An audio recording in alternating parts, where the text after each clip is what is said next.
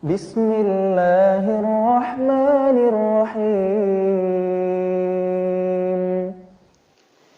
Innal hamdalillah nahmaduhu wa nasta'inuhu wa nastaghfiruh wa na'udzu bihi min shururi anfusina wa min sayyiati a'malina may yahdihillahu fala mudilla lahu wa may yudlilhu falan tajida lahu waliyyan mursyida.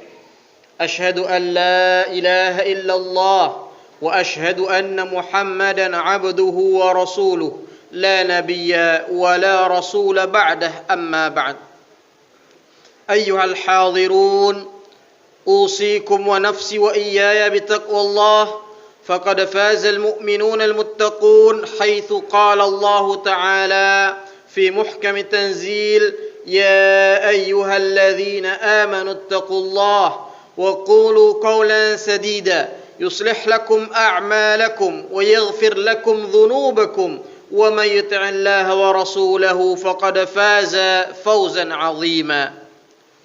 وقال رسول الله صلى الله عليه وسلم في حديثه فإن أصدق الحديث كتاب الله وخير الهدي هدي محمد صلى الله عليه وسلم وشر الأمور محدثاتها ألا وإن كل محدثة في الدين بدعة وكل بدعة ضلالة وكل ضلالة في النار. ونصلي ونسلم على حبيبنا ومولانا قدوتنا أسوتنا نبينا محمد صلى الله عليه وسلم وعلى آله وصحبه ومن تبعهم بإحسان إلى يوم الدين. Sidang jamaah salat Jumat yang dirahmati oleh Allah Subhanahu wa taala. Alhamdulillah, thumma alhamdulillah, oleh Allah Subhanahu wa ta'ala kita masih diberikan nikmat, yang mana di antara nikmat yang Allah berikan kepada kita adalah Allah masih panjangkan umur kita sampai kemudian kita hari ini hampir kurang lebih sebulan kita akan menyambut sebuah bulan suci Ramadan, yang mana bulan suci Ramadan itu merupakan afdhal syuhur, bulan yang paling mulia. Yang mungkin ada orang-orang yang di tahun lalu menjalankan Ramadan bersama kita, namun hari ini mereka sudah tiada. Maka di antara nikmat yang Allah berikan kepada seorang hamba adalah Allah sampaikan umur seorang hamba tadi kepada musim-musim ketaatan, yang salah satu musim ketaatan itu adalah Ramadan. Ya Allah, sampaikanlah, Allahumma ballighna Ramadan, Allahumma ballighna Ramadan, Allahumma ballighna Ramadan. Ya Allah, sampaikanlah umur kami kepada bulan Ramadan, ya Allah. Dan salawat dan salam kita doakan kepada Allah Subhanahu wa taala agar senantiasa tercurah kepada Nabi kita, Nabi Muhammad sallallahu alaihi wasallam. Semoga juga tercurah kepada keluarga, rekan, dan orang-orang yang mengikuti beliau hingga akhir zaman. Sidang jamaah salat Jumat yang dirahmati oleh Allah Subhanahu wa taala, khatib wasiatkan kepada diri khatib pribadi dan kepada jamaah sekalian agar kita senantiasa meningkatkan kualitas takwa kita. Fatazawwadu fa inna khairaz zadi taqwa, kata Allah. Berbekallah kalian, fa inna khairaz zad, karena sebaik-baik bekal yang akan kalian bawa nanti adalah ketakwaan. Yauma la yanfa'u malun wala banun, ya, yang akan bermanfaat adalah ketakwaan. Di mana apa? Di hari yang tidak bermanfaat mal, harta yang kita miliki, rumah, kendaraan, gadget, laptop dan lain sebagainya, pangkat, semua tidak bermanfaat bagi kita. Wala banun, anak keturunan kita juga tidak akan bermanfaat bagi kita. Illa man atallah biqalbin salim, ya, kecuali yang datang kepada Allah Subhanahu wa taala dengan hati yang suci. Maka inilah kemudian bekal yang akan seharusnya kita bawa ketika kita meyakini bahwa kita akan mati. Ketika kita meyakini bahwa kemudian nanti di hari akhirat depan akan ada hisab, akan ada mahsyar, akan ada perhitungan. Maka kemudian apa? Maka kemudian Allah telah jelaskan kepada kita sebaik-baik bekal yang harusnya kita bawa adalah ketakwaan. Maka bekal-bekal duniawi yang kita miliki sudah seharusnya kita peruntukkan untuk ketakwaan. Anak kita hibahkan untuk ketakwaan. Kita hibahkan anak kita di jalan Allah. Kita didik anak-anak kita menjadi para ulama. Kita didik anak-anak kita menjadi para pembela-pembela agama. Kita didik anak kita menjadi anak-anak yang saleh dan salehat. Begitu juga harta kita, kendaraan kita, rumah kita, upayakan semua yang semua kenikmatan dunia yang kita miliki, kita peruntukkan untuk bekal akhirat. Kita peruntukkan untuk ketakwaan. Maka inilah sebenarnya hakikat ketakwaan. Sidang jemaah salat Jumat yang dirahmati oleh Allah Subhanahu wa taala. Dalam surat Al-Baqarah, setelah Allah Subhanahu wa taala berbicara tentang kewajiban haji, Allah menukil ayat 200. Ya, Allah menukil sebuah ayat. Allah Subhanahu wa taala membawakan sebuah ayat dalam surah Al-Baqarah yang bunyinya fa idza qadaitum manasikakum fadhkurullaha kadzikrikum aba'akum aw ashadda dzikra. Ya. Ayat ini bercerita kepada orang yang kemudian telah selesai melaksanakan ibadah haji. Allah kemudian mengatakan fa idza qadaitum manasikakum fadhkurullaha kadzikrikum aba'akum aw ashadda dzikra. Dan kalau kalian sudah selesai melaksanakan ibadah manasik haji, ibadah ritual haji. Sekarang kita tanya dulu, apa isinya ritual haji? Isinya ritual haji, ya, dimulai dengan ihram. Bagaimana dalam ketika sudah ihram kita disunahkan memperbanyak bacaan talbiyah, labbaik Allahumma labbaik. Zikir. Kemudian ketika tawaf, ketika wukuf, ketika sa'i, ketika melempar jumrah, ya, kita disunahkan untuk memperbanyak zikir dan doa kepada Allah Subhanahu wa taala. Lantas orang yang telah selesai melakukan ibadah haji ini oleh Allah Subhanahu wa taala diingatkan, fa idza qadaitum manasikakum, kalau kalian sudah selesai melakukan ibadah haji kalian, fadhkurullaha kadzikrikum aba'akum, maka zikirlah kalian kepada Allah Subhanahu wa taala, ingatlah kalian kepada Allah Subhanahu wa taala, kadzikrikum aba'akum, sebagaimana kalian mengingat bapak-bapak kalian. Kenapa mengingat bapak-bapak kalian? Bukankah kemudian seorang anak tidak pernah atau tidak mungkin lupa akan bapaknya? Dan sebaliknya, seorang bapak yang memiliki anak ada kemungkinan bapak itu lupa. Kita apalagi seiring dengan bertambahnya umur, ya, anak juga banyak. Anak misalnya 5, punya anak 5. Kadang kita manggil anak nomor 1 terbalik, kita panggil nama anak nomor 2. Ya. Maka sedangkan sebaliknya, seorang anak dia nggak mungkin kemudian lupa akan bapaknya karena bapaknya hanya 1. Nggak mungkin dia salah dalam memanggil bapaknya karena bapaknya hanya 1. Maka Al-Quran memberikan perumpamaan ini bahwa seharusnya zikir yang kita lantunkan kepada Allah Subhanahu wa taala itu seperti zikirnya seorang anak terhadap bapaknya. Maknanya apa? Seorang anak tidak pernah melupakan bapaknya. Dan di sini ada 2 faidah dari ayat ini yang kita lihat. Ya. Menggambarkan keagungan zikir kepada Allah Subhanahu wa taala. Yang pertama kita lihat bagaimana Allah tetap memerintahkan orang yang telah selesai melaksanakan haji, yang padahal haji tadi isinya adalah ritual zikir. Hampir di setiap ibadahnya ada lantunan zikirnya. Setelah selesai Allah katakan, jangan lalai. Tetap kalian berzikir. Maka ini menjelaskan mudawamatu zikir, bagaimana seorang yang telah melakukan sebuah amalan yang besar, ya, harus senantiasa kemudian apa? Mengikuti amalan besar itu dengan amalan-amalan kecil lainnya. Ketika seorang sudah melaksanakan haji yang dipenuhi dengan zikir, seorang juga setelah haji juga apa? Harus melantunkan zikir. Kadzikrikum aba'akum aw ashadda dzikra. Atau lebih, kata Allah Subhanahu wa taala. Dan kalau kemudian kita lihat apa sebenarnya hakikat zikir itu? Hakikat zikir itu bukan hanya lisan yang berbusa mengucapkan kalimat tahlil, bukan. Bukan hanya lisan yang berbuih ketika mengucapkan kalimat tasbih. Bukan hanya kemudian lisan yang kemudian senantiasa basah karena mengucapkan kalimat takbir. Tidak. Tapi jadikan lisan yang basah karena takbir. Mulut yang berbusa karena tahlil la ilaha illallah. Mulut yang berbuih karena ucapan tasbih subhanallah. Jadikan itu sebagai sarana untuk menghadirkan Allah di dalam hati kita. Jadikan itu sebagai sarana untuk kemudian apa, ketika kita mengucapkan dalam salat kita Allahu Akbar, Allah Maha Besar.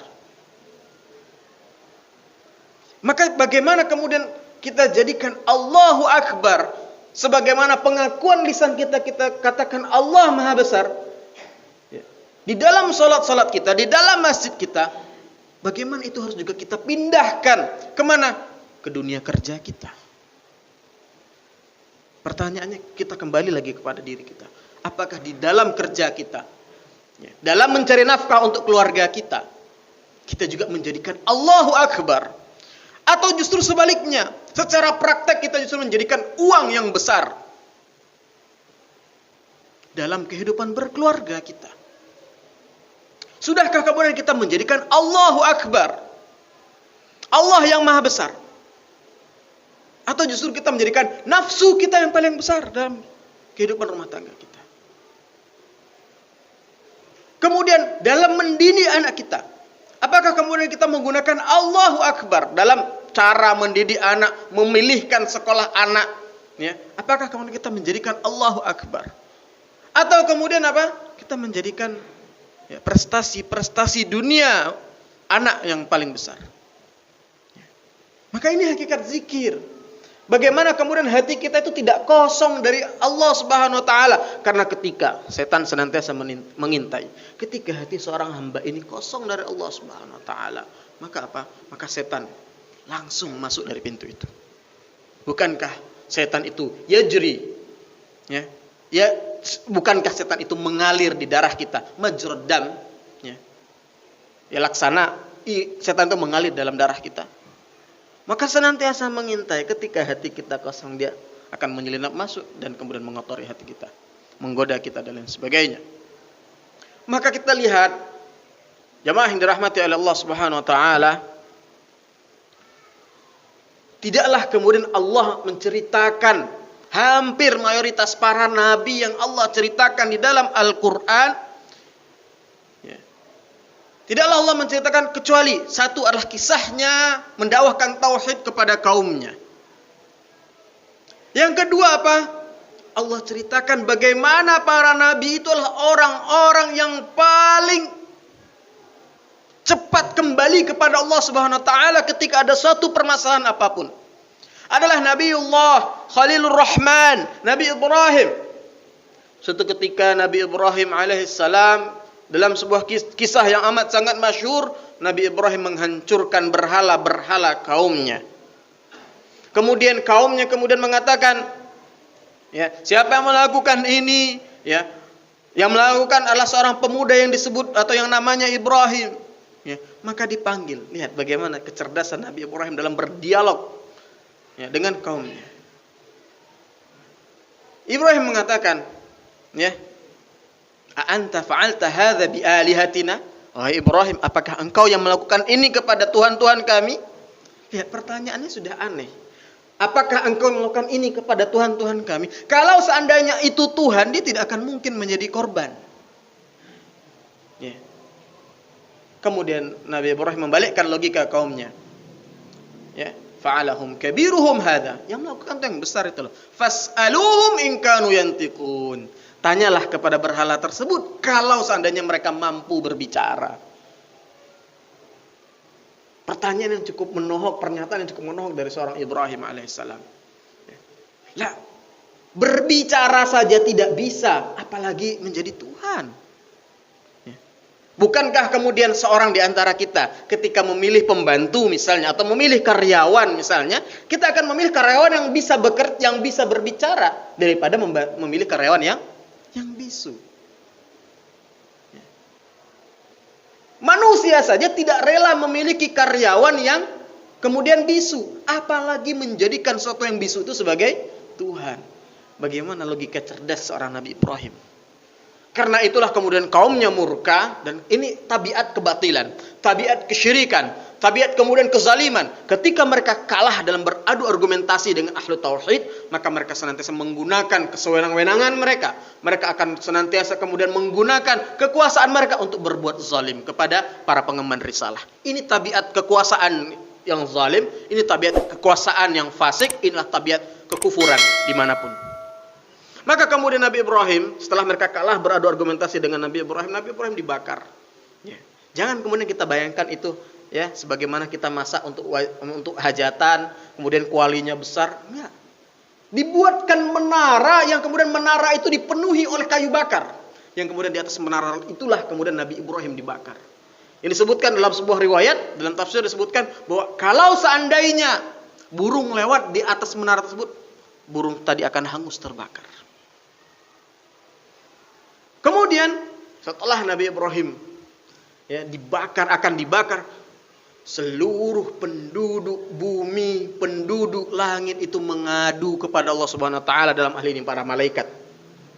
Ya. Wahai Allah, satu-satunya ahli tauhidmu di dunia ini akan dibakar.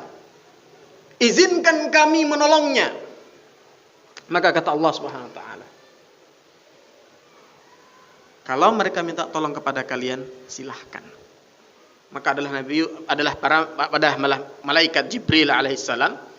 Ketika itu malaikat Jibril menampakkan wujudnya kepada Nabi Ibrahim ketika Nabi Ibrahim akan dibakar. Nah, malaikat Jibril menawarkan bantuan. Ailaika hajah. Ailayya hajah. Wahai Ibrahim, apakah engkau butuh bantuanku? Lihat perkataan Nabi Ibrahim. Amma ilaik fala. Wahai Jibril, adapun bantuanmu saya enggak butuh. Amma ilallah fa na'am. Namun kalau itulah bantuan dari Allah Subhanahu wa taala, maka saya amat sangat membutuhkan. Kemudian Nabi Ibrahim mengucapkan kalimat yang sangat populer hari ini, ya, populer di antara orang-orang beriman itu, hasbunallah wa ni'mal wakil. Cukup Allah bagi kami dan Allah sebaik-baik penolong. Itu kisah Nabi Ibrahim. Belum lagi kisah Nabi Yunus, yang ketika Nabi Yunus dimakan oleh perut ikan paus, berada dalam kegelapan perut ikan paus. Yang Nabi Yunus berdoa, la ilaha anta subhanaka inni kuntu minaz zalimin, berzikir. Yang dalam ayat ini dikatakan, kalau seandainya Nabi Yunus tidak berzikir, bukan orang yang senantiasa melantunkan zikir, maka dia akan berdiam diri di dalam perut ikan paus sampai hari kiamat. Nabi Adam ketika diturunkan dari langit ke bumi, dari surga ke bumi, Rabbana zalamna anfusana wa illam taghfir lana wa tarhamna lanakunanna minal khasirin. Dan masih banyak lagi kemudian kisah-kisah para nabi yang Allah ceritakan dalam Al-Qur'an, yang itu memuat bagaimana para nabi adalah orang-orang yang cepat hatinya kembali kepada Allah Subhanahu wa taala ketika ada permasalahan yang mereka tempuh. Sekarang kita kembalikan kepada kita.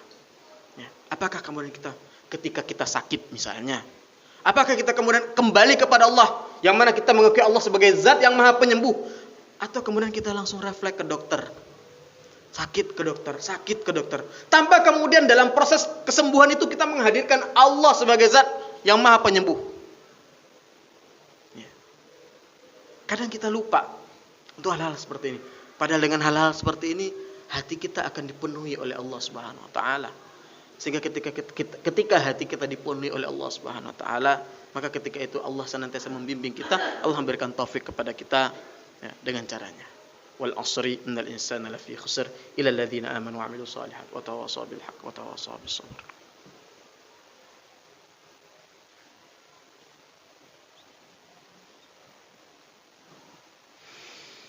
Alhamdulillahilladzi arsala rasulahu bil huda wa dinil haqq liyudhhirahu 'ala ad-dini kullihi wa kafaa billahi shahida.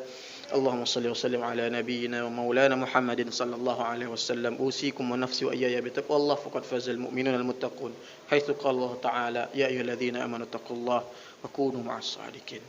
Sidang jemaah salat Jumat yang dirahmati oleh Allah Subhanahu wa taala, jangan kemudian kita sepelekan zikir kepada Allah Subhanahu wa taala dan senantiasa Ya, zikir-zikir, lantunan-lantunan zikir yang hadir dari mulut kita, yang keluar dari mulut kita harus disertai dengan hati yang mentadabburi keagungan Allah Subhanahu wa taala. Karena tidaklah zikir melainkan isinya adalah pengakuan kita sebagai seorang hamba akan keagungan Allah Subhanahu wa taala. Oleh karena itu, bagaimana Nabi dalam sebuah hadisnya dan dalam hadis-hadis yang lain menggambarkan bagaimana ya, dan di antara sebuah hadisnya, kalimatani khafifatani fil mizan, khafifatani fil lisan, azimatani indar rahman, thaqilata fil mizan, habibatani indar rahman.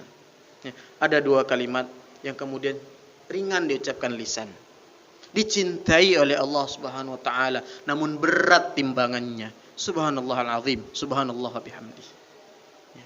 Ini bagaimana Rasul menggambarkan peran penting zikir dalam kehidupan kita. Imam Ibnul Qayyim Al-Jauziyah mengibaratkan bahwa zikir bagi hati itu ibarat air bagi ikan. Yang tidak ada kehidupan bagi ikan tanpa adanya air, begitu pula tidak ada kehidupan bagi hati tanpa adanya zikir.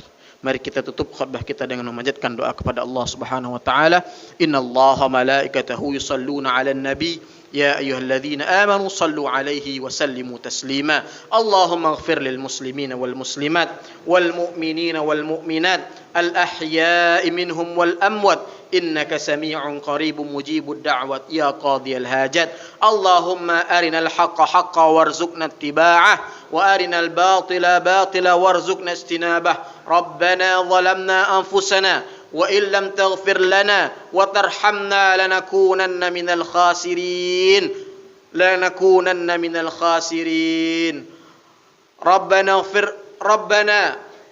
اللهم انصر إخواننا المستضعفين في كل مكان اللهم انصر إخواننا المستضعفين المجاهدين في سوريا اللهم انصر إخواننا المستضعفين المجاهدين في أفغانستان اللهم انصر إخواننا المستضعفين المنكوبين في بلدان المسلمين عامة وفي بلاد إندونيسيا خاصة اللهم انصرهم وكن لهم معينا ونصيرا اللهم أعنا على ذكرك وشكرك وحسن عبادتك ربنا آتنا في الدنيا حسنة وفي الآخرة حسنة وقنا عذاب النار عباد الله إن الله يأمركم بالعدل والإحسان وإيتاء ذي القربى وينهى عن الفحشاء والمنكر والبغي يعظكم لعلكم تذكرون ولذكر الله أكبر أقيموا الصلاة